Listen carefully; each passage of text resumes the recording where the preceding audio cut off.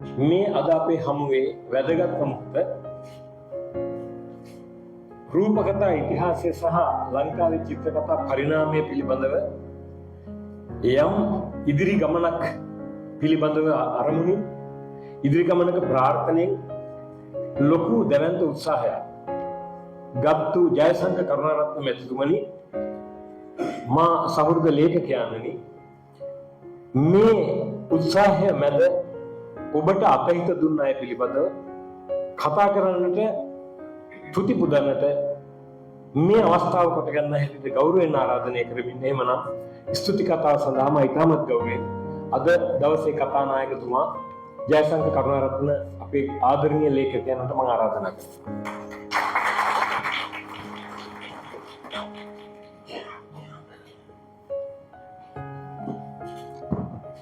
සුබ සන්ධ්‍යාවක්. කාලේ නම් මුහුණාවින් ඉක්මනට ගිහිල්ලා තියෙනවා. මම ස්තුති කතාව පුළුවන් තරම් ඉක්මනට කරන්න මොකද හැමෝටම මේ කාලෙදී ප්‍රවාහන පවස්ලා තියෙනවා හැමෝටම තියෙනවා. ඉතින් ඒක නිසා මම කරන්නම්. ඉස්සෙල්ලාම හැමෝටම ස්තුතිවන්ත වෙන්න ඕනේ මෙතනට ආපු. මොකද ඇත්තටම මේ උත්සවය, ඒ කියන්නේ පොත සැලසුම් කරලා අපි කාලයක් වුණා. ඊට පස්සේ උත්සවය සැලසුම් කරාත් අපි සාමාන්‍ය කාලයක් ගත වුණා. ඒ කියන්නේ අදිසියවත් නෙමෙයි, අපි මාස කීපයකින් සැලසුම් කරා. හැබැයි මේ නොහිතපු විදියට තමයි මේ රට වෙනස් වුණා. පාට ලෝක තත්ත්වයක් එක්ක මේක ප්‍රශ්නයකට ගියා. ඉතින් තෙල් ප්‍රශ්නයක් ආවා. ඉතින් ඒකත් එක්ක අපි ඇත්තටම මේ වසන්තය දවස මම කතා කළත් මේ මොකද කරන්න කියලා. කරන්න දෙයක් නැහැ. දැන් මේ පොරව බඳ ඉවරයිනේ මූද බඳට. ඉතින් කරන්න දෙයක් නැහැ. ඉතින් ටිකක් ගත්තා. මේ ඉතින් ඒ වෙනුවෙන් මෙතනට ආපු හැමෝටම ඉස්සෙල්ලා මම ස්තුතිවන්ත වෙනවා. මේක කියන්න ඕන. මොකද මේ වගේ දුෂ්කර වෙලාවක උනත් අපි වෙනුවෙන් මෙතනට ආපු, විශේෂයෙන්ම ලංකාවේ චිත්‍ර කතාව වෙනුවෙන්, ඒ කියන්නේ වෙනුවෙන් මෙතනට ආපු හැමෝටම ස්තුතියි. ඉස්සෙල්ලාම කියන්න ඕන මේ චිත්‍ර කතාව කියන්නේ අර දේවල් ලයිට් වගේම මගේ ජීවිතේත් කොටසක් වෙලා තිබුණා. මම හිතන්නේ ගොඩක් දෙනෙක් ඒ කියන්නේ මේ මාව දන්නේ කියන්නේ නවකතාකරුවෙක් විදියට, සාසනක නවකතාකරුවෙක් විදියට දැනගෙන හිටියට මේ මගේ චිත්‍ර කතා ප්‍රේමය ගැන සමහරවිට දැනගෙන හිටියේ නැහැ. ඉතින් මම මගේ චිත්‍ර කතා ප්‍රේමය ආරම්භෙන්නම පෙර පාසල් සමයේදී විතර අහම්බෙන් ඒ කියන්නේ දැකපු චිත්‍ර කතාව, චිත්‍ර පත්තරයේ කියපු තෝග තමයි ඉස්සෙල්ලා මගේ මේ චිත්‍ර කතාවේ මේ උවදෝ පටන් ගන්න ප්‍රධානම හේතුව වෙන්නේ මේ අහම්බෙන් දැකපු පත්තරය. ඒක අපේ ඉරට ගත්ත එක නෙමෙයි, අල්ලපු ඉරට ගත්ත පත්තරයක් මම දැක්කා. අහම්බෙන් දැකලා අම්මගෙන් කිව්වා මේ මොකක්ද පත්තරේ, මම ආසාවට ආසන්ගේ පිටුර කියනවා කවර එකද. අම්මා මොන කල්පනා කළේ ආ ඔය චිත්‍ර කතාව ළමයිට කියනවා කියලා කියනවා නම් වෙන්න බෑ. හැබැයි ඉතින් මේ මම මේ කියපු දේ අහුවෙට මට කාලේ දෙක මට අර ආසාව කරලා වැඩි ප්‍රතිදින මම කට කරලා ඒකද ගිහිල්ලා මම ඉන්නවා මේ අර පුළුවන් ද මට පෙන්වන්න අර ඒ විච චිත්‍ර කතාවට ආසන්ගේ රූප දෙන චිත්‍ර කතාවක්. ඉතින් මේ එදා තමයි මම ඉස්සෙල්ලාම සීත කියන නම දැනගත්තේ, තෝගා කියන නම දැනගත්තේ. ඉතින් එතනින් තමයි මගේ චිත්‍ර කතාව ප්‍රේමය කියන දේ දැනගත්තේ. ඉතින් යටි උනේ ඉතින් එතනින් නම් මම අපිට අහුවෙන හැම චිත්‍ර කතාවක්ම කියවන තැනට ආවා. ඔය මාළු කතාගෙන කොළවල තියෙන චිත්‍ර කතාවක් මම එකතු කරනවා. ඉතින් මේ ඕවගේ ඉතින් අර චිත්‍ර කතාව කියන දේ ඇවිල්ලා ඊට පස්සේ මේ මම චිත්‍ර කතාව අඳින්න පටන් ගන්නවා. ඉතින් ඒක ඇත්තටම උපේරක සභාවේ මේ පියලු සමරේට මහත්මයා ඉන්නවා. මේ වෙනතන ඉස්සරහා ඉන්නවා. තව දනකරත්නාගේ මහත්මයා මට සන්තෝෂයි. ඇත්තටම මේ සමහර දේවල් මම අද මේ හයිවේ එකේ යනකොට කල්පනා කරලා ටිකක් ජීවිතේ සමහර දේවල් ජීවිතයක් වගේ. මොකද ඉස්සෙල්ලාම දනකරත්නා කියනවා මම දකින්නේ මේ අපේ ලොකු තාත්තට තිබිච්ච පුස්තකාලයක් තිබුණා අපේ ගෙදර. ඒ ගෙදර තිබුණා විදුසර පත්තර වගේ. ඒ විදුසර පත්තරේ තිබියා වදුර කියන චිත්‍ර කතාවක්. ඒ වදුර කියන චිත්‍ර කතාවේ ඉතින් මේ තිබිච්ච අමුතු අස්සන තමයි මට ඉස්සෙල්ලා මතක. මොකද මගේ නම ජයශංක, ඒකේ නම ලොකු ජයන්නක් තිබිච්ච නමක් ජනකරත්නායක. ඉතින් එතුමා අද මම ලියපු පොතක ප්‍රධාන ආරම්භ විදිහට මේ ඉන්නවා මෙතන ඉස්සරහ විශේෂ චිත්‍ර කතාව ගැන. ඉතින් මට ඒක හරි සන්තෝෂයක්. ඉතින් එහෙම ඉඳලා මම චිත්‍ර කතා අඳින්න මට උත්තේජනයක් කරලා මම චිත්‍ර කතා නිර්මාණය කරනවා. ඒ අඳිපු චිත්‍ර කතාව ඉස්සෙල්ලා මම පළ කරන්නේ මේ මාතර කුමාරතුංග මුනිදාස පුස්තකාලයේ කටපත් කවුද කියන ඒ මේ විද්‍යාත්මක පොතක්. ඒක තමයි මම 6 වසර ශිෂ්‍යෙක්. ඒ එදා ඒකේ මේ සංස්කාරකවරයා අද දිනමින පත්තරේ ප්‍රධාන කතාවරයා අද මෙතන ඉන්නවා, ප්‍රදීප් ලසනායක මහත්මයා.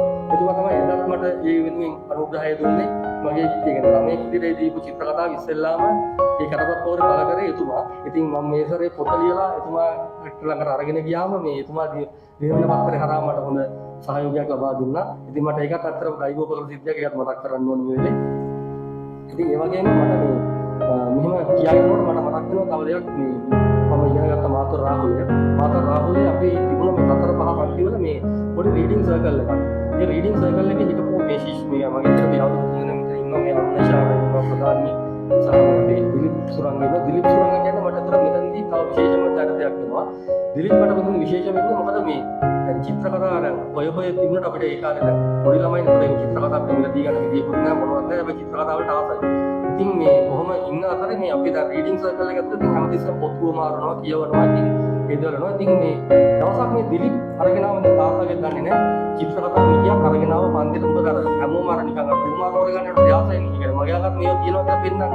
ඉතින් මේ චිත්‍ර කතාවට දැක්කම ඉතින් මට මේක නිකන් කුක්කමේනිය දැක්ක බලලා වගේ තමයි. මම මේකට මාර වශී වුණා. දැන් මට ඕන මේක ගන්න. ඉතින් මේ මට හරි ආසයි දැන් මේක කොහොම හරි ගන්න. මම ගෝ දිලිප් මොනවද කරන්නේ මේ මට මේක දෙන්න පුළුවන්ද? එහෙම හොවම ඉතින් මේ දිලිප් තිබුණ පොඩි පිස්සුවක් මාළුව තිබුණා. ඉතින් දිලිප් කිව්වා මට මාළු දෙනවා නම් මම චිත්‍ර කතාවට දෙන්නම්. ඉතින් මේ මම කරේ උඩ මම ස්කූල් යන එක තමයි ගෙදර ගියේ.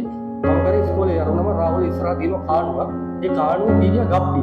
මම කාණුවට ගහලා ගප්පි අල්ලලා මේ දිලිප්ට දීලා මේ ඒ චිත්‍ර කතාව මිදීම ගත්තා. ඉතින් ඒක මට මොකද මගේ ඉස්සෙල්ලා මගේ චිත්‍ර කතා ගොඩාක් චිත්‍ර කතා ටිකට හම්බුනේ දිලිප්ගේ. ඉතින් මම ඒක නිසා දිලිප්ට පොඩක් ආරාධනා කරනවා මේ වේදිකාවට. මගේ ඉස්සෙල්ලාම මේ චිත්‍ර කතා උනදුවට මේ සබයක මේ වෙනමත් පොඩක් එන්න.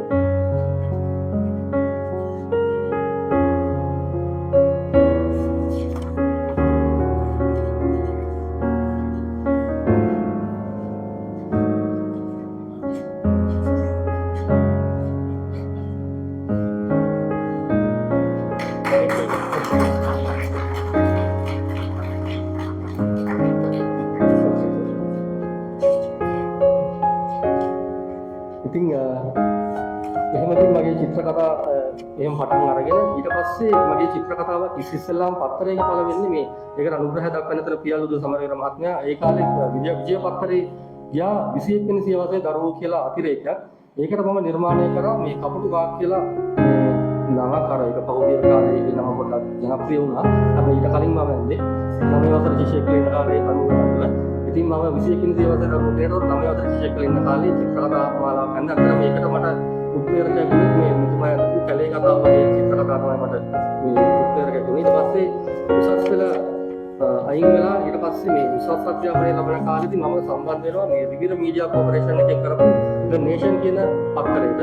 එතන අතරම උපාලි දෙන්න කොන් මහත්මයා ගෞරවයෙන් ඉදිරිපත් කරනවා සහ සුලෝචනා කියන මිස්මා මේ සීපත් කරනවා. මොකද මේ දෙන තමයි මාව මගේ අර විජය පත්තරේ ඔය චිත්‍ර කතාව වලට මාව සම්බන්ධ කරගන්නවා මේ පත්තරේට. මම ඒකට ස්ටෝරි ටයිම් කියලා චිත්‍ර කතා මාලාවක් නිර්මාණය කරා අවුරුදු 2ක් විතර වුණා.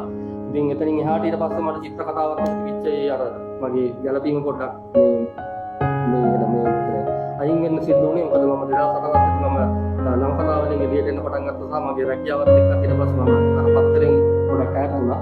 ඉතින් එහෙම වෙලා ඉන්න කාලේ තමයි ඉතින් මම ඒ චිත්‍ර කතාවත් එක්ක මගේ තිබිච්ච සම්බන්ධය එහෙමයි.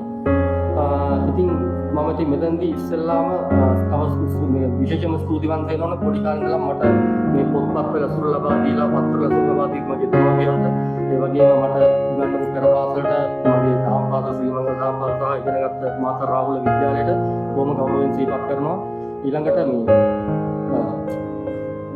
රූපකථා ඉතිහාසය කියලා කියන්නේ මගේ මේ මම ලියපු 20 වෙනි ග්‍රන්ථය. හැබැයි ඊට කලින් මම පොත් ගණනාවක් මම කරලා 19ක් මම කරලා තියෙනවා. ඒ 19 පොත් 14ක් කරපු දයාවන්ත ජයග්‍රහ සමාගමේ පොතේ මම සිහිපත් කරනවා. මේ තමයි මම විනාශ පොතක් කරපු වෙලාව 20 වෙනි ග්‍රන්ථයක්. ඊට කලින් කරපු දයාවන්ත ජයග්‍රහ සමාගමට මම ස්තුතිවන්ත වෙනවා. ඊළඟට මේ පොත සුවිශේෂී කෘතියට අත්තරම මට මේ අදහස ලබා දීලා මේක අපි කරමු මම මේක මුද්‍රණය කරන්න මේ මේම වැඩක් කරමු කියලා මගේ ඔළුවට අදහස දීපු මේ නිමන්සා ප්‍රකාශනාධිපති වසන්ත පරණවිතාන මහත්මයාට මගේ විශේෂ ස්තුතියක් දෙනවා. මොකද එතුමා මෙහෙම මේ පොත මුද්‍රණය කළා. මොකද අද වගේ කාලයක අර කිව්වත් වගේ දැන් චිත්‍ර කතා පොතක් එතුමාට මුද්‍රණය කරන්න මීට වඩා ගාණක් හොයා ගන්න පුළුවන් කියලා පොඩි දැන තිබුණා. නමුත් චිත්‍ර කතාව වෙනුවෙන් ඇත්තටම එතුමාගේ මේ තියෙන මේ ආසාව කියන දේ ඇත්තටම හදවතින් වෙන එකක්. ඒක අර වෙනද පරමාර්ථයකට වඩා මොකද නැත්තම් මේ වගේ පරිශන ග්‍රන්ථයක එතුමා කරන්න පෙළඹීම තුලින්ම ඇත්තටම මේකදී චිත්‍ර කතාවේ මේ අකුල් වාගෙන කියලා මේ අපිට කරන්න පුළුවන් මේ ඉතිහාසයේ ලියපු එකම ඇත්තටම මේකට දීපු සහයෝගය කියන්නේ මේ පොතක් එළියට එන්නේ එතුමා මේ ලබා දීපු දායකත්වයට බොහොමත්ම ස්තුතියි. සහ මේ වගේ උත්සවයක් සංවිධානය කරලා මේ වගේ හමුවක් සංවිධානය කරපු එකට ඊට පස්සේ මේ පොත නිර්මාණය කරන්න මට බොහොම සුවිශේෂී පුද්ගලයෝ ගොඩක් මට සහයෝගය ලබා දුන්නා. මම නම් වශයෙන් කියාගෙන යනවා පියාළුදු සමරවීර මහත්මයා, සුද්ධි සමරසිංහ මහත්මයා, හේමන්ත බන්දුල මහත්මයා, බර්නන් පෙරේරා මහත්මයා, දුෂාන් කරුණානායක, ආනන්ද සානායක මහත්මයා, සමින්ද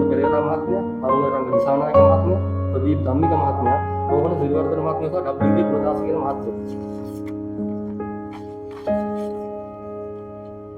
ඒ වගේ මේ උත්සවයක් සංවිධානය කරන්න මේක උත්සවයක් සංවිධානය කරන මේ උපකරණ සහයෝගය ගොඩක් අවශ්‍ය වෙනවා. කමුගේ මගේ තියෙන අදහස් අවශ්‍ය වෙනවා. ඉතින් මේ වෙනුවෙන් මට ගොඩාක් උදව් කරපු ජීවන ක්‍රියාවක ප්‍රසංග විජේරා මහත්මයා, සුප්පි සමර්ථන මහත්මයා, වසන්ත කරුණාකාර මහත්මයා, තේජන ලංකාදේක මහත්මයා සහ පාලිච්චය විදින මහත්තුරුත් ආදරෙන් සිහිපත් කරනවා. ඊළඟට මේකේ මේ කෘතිය ඉස්සෙල්ලාම දැන් ලිව්වට පස්සේ අන්තිමට තියෙන ප්‍රශ්නයක් තමයි මේකේ මේ වගේ අපුරු ටිකක් මම අතුවර අපහැදිලි. ඉස්සරහනම් අපුරු ලස්සන දෙයක් දෙක ගන්නවා. හැබැයි දැන් නම් අපුරු අපහැදිලි. හැබැයි ඉතින් මේ මගේ හැම පොතක්ම දැන් මේ 19ක් වෙනකන් ආපු උත්තර තව ප්‍රශ්න දැන් මේ ටයිප් සෙටින් කරන්නේ කොහොමද කියලා. ඉතින් මේ පොතේ ඉස්සෙල්ලාම පොත ලිව්වට පස්සේ ටයිප් සෙටින් කරන්නේ කොහොමද කියලා. ඉතින් ටයිප් සෙටින් කිරීමේ කියන කතාවට එනකොට ඇත්තටම මේකෙදි මේ වසන්තයකට මට මේ කිව්වා එහෙනම් අපි ඔය කලින් කරපු මේ මහත්කටම දෙමු කියලා. ඉතින් ඇත්තටම තරංජී ප්‍රකාශන ආයතනයේ අපේ සේවය කරන VHD කමලවංශ මහත්මයා විශේෂයෙන්ම සඳහන් කරන්න ඕනේ. එතුමා බොහොම පරිශ්‍රමයක් කරලා මේ පොත ලස්සනට මුද්‍රණය කරන දක්වා ටයිප් කරන්න මගේ අතුරු රපහැත් අතුරු ටික ලස්සනට ටයිප් කරලා බොහොම හොඳට මේ පිටු ටික සකසලා මේක අන්තිමට මුද්‍රණය හොඳින්ම කරලා එකට ගන්න කරන දක්වාම ඒ කාර්යයන් හොයලා බලලා මේක සිද්ධ කරා. ඒකටත් බොහොම ස්තුතියි. ඒක එහෙම කියන්න ඕන. ඒ වගේම මේ පොතේ ඇත්තටම අහම්බෙන් හරි මේක දැන් මේ පොත ලිව්වට පස්සේ මට මේකේ මේ පසුපස කවරේට මට අවශ්‍ය වුණා මේ පසුව ගණක් ගන්න මේ චිත්‍ර කතා ශිල්ප මේක අතරේ තියෙන ප්‍රවීණය. ඉතින් ඒතෙන්දී මට එකපාරට මතක් වුණා ජයන් චන්ද්‍ර මහත්මයා මේ මොකද අර මෙතුමා මතක් කරාගේ ස්කාගස් වගේ අදපු ඒ සඳහන් අර එපාමරෙන්න අර කියපු ඒ ටයිටල් වගේ ලස්සන දේවල් ලියපු අර හොඳ දෙබස් මතක හිටින ලියපු කතා ලියපු මාත්මේ කෙරුවට ප්‍රවීණ චිත්‍රපටය අධ්‍යක්ෂකවරේ. ඉතින් එතුමාට කතා කර වෙලාවේ මේ එතුමා මට පොතේ එවන්න කියලා. ඉතින් මම ඒකට පොතේ යවුවා. යවලා ටික දවසක් ගත වුණා. එක දවසක් මට එනවා දවල් වගේ මම ඔෆිස් එකකට කෝල් එකක්. ඇවිල්ලා මේ ජයශංකර මම මේ ජයන්ත කතා කරන්නේ මේවා මරු වැඩක් නේ කරලා තියෙනවා. මේ හරිය ලස්සන පොතක් නේ. නියමනියම මරු මට පොඩි දවස් ටිකක් දෙන්නකෝ මට මේක පිටිපස්සේ මම ලියලා වන්න කිව්වා. කිව්වා වගේම දවස් කීපයකින් මට ඒක ලියලවල් තිබුණා. ඉතින් එතුමාට බොහොම ස්තුතියි ප්‍රවීණෙක් විදිහට මගේ පොතට ආලෝකයක් එකතු කරා මේ පසුවදනේ. බොහොමත් ස්තුතියි. ඒ වගේම මේ කවර නිර්මාණය කරපු මේ ලස්සන අකුරු ටික මේ මටත් අවශ්‍ය වුණා මේ වගේ මේ අලුත් අර පරණ ෆොන්ට් එකක් ඒ කියන්නේ සරත් මදුමාත්මගේ වගේ අර ෆොන්ට් එකක් පාවිච්චි කරලා මේ කවරේ ලස්සනට නම ලියලා ඒ වගේ කරන්න. ඒ හිතුව විදිහට මේ කවරේ ලස්සනට මට කරලා දුන්නා සෞම්‍ය හඳුරුවන් ලියනගේ කියන මගේ හිතවතා. එතුමාට බොහොම ස්තුතියි. ඒ වගේම මේ වැඩේ සංවිධානය කරපු වෙලාවෙ ඉඳන් මේකට ගොඩාක් මාධ්‍ය සහයෝගය ලබා දුන්නා. කියන මාධ්‍ය අක්කර මම මාධ්‍ය දාගෙන පෙරදී අක්කර ගොඩාක් මාධ්‍ය වලින් මට සහායයක් ලැබුණා. ඉතින් ඒ කරපු සියලුම මාධ්‍ය මේලේ මම මොනේ මතක් කරගෙන යනවා.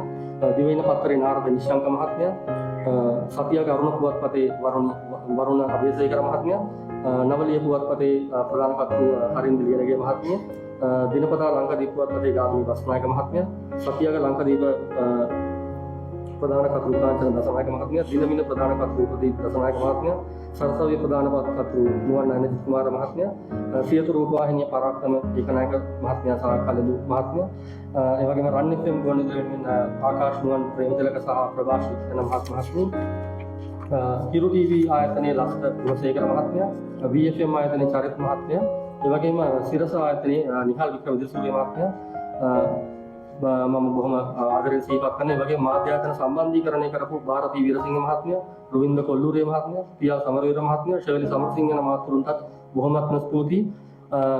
ඒ වගේම මෙතනදී සඳහන් කරන්න ඕන මේ ಭಾರತಿ වීරසිංහය සහ මේ ප්‍රියන්ත මොඩිපිලේ අතරම සරින් සරේට මට මැසෙන්ජර් හරහා විවිධාකාර තොරතුරු ලබා දෙමින් මේ කියන්නේ විවිධ අමතක වෙච්ච පුද්ගල ගැන මතක් කරමින් ඒගොල්ලෝ මට සහායක් දුන්න මල්ලි මේ ගැන පොඩ්ඩක් බලන්න මෙහෙමයි කියලා. අත්‍තරම ඒකත් මට මේ සංවිධානය කරනකොට ඒක ශක්තියක්ම තියෙන ඒක විශේෂ ස්තුතියක් මේ පිළිගන්නවා.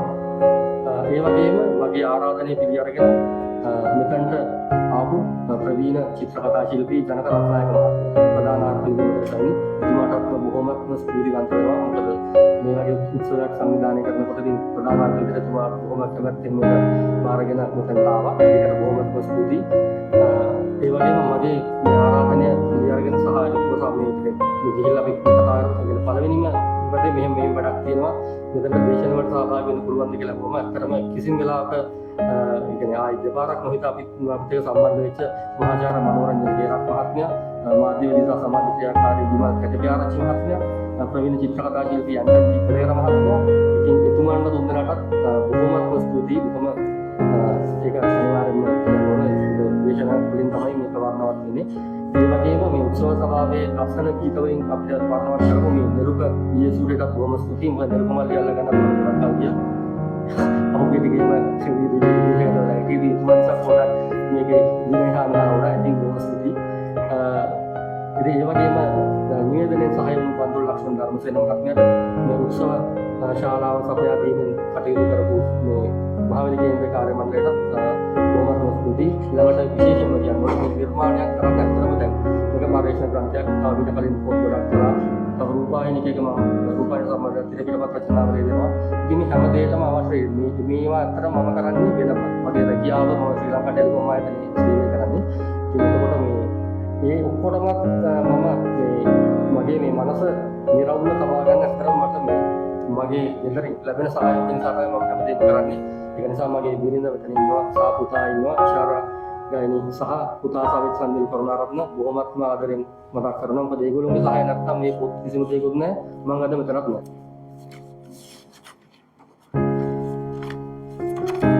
ඒ වගේම මම ස්ලයිඩ් ෂෝස් ටික අපට හදලා දුන්නෙත් මගේ පුතා. ඒකත් කියන්න ඕන අර මේ සිවුරු වලට පිළිපස්සට බැලි මේක දෙකින් කරත් බොහොම ස්තුතියි. ඉතින් අවසාන වශයෙන් මගේ අතින් මොන හරි මෙතන සඳහන් කරන්න බැරුව මොන හරි අමාරුවක් වුණා නම් මේකට සමාවයි දෙන්න කාලය පුරේ මේකෙන් ඉක්මල නිසා මම හැමෝගෙම සමාව දෙනවා. සහ ආයතනයක් වගේ මේ ආරාධනය කියාගෙන නැත්නම් තාම චිත්‍රකතාවට ආදරය කරපු හැමෝටම බොහොමත්ම ස්තුතියි. හැමෝටම ආදරේ සුබ දවසක් කියලා ප්‍රාර්ථනා කරනවා. බොහොම ස්තුතියි. චිත්‍රකතා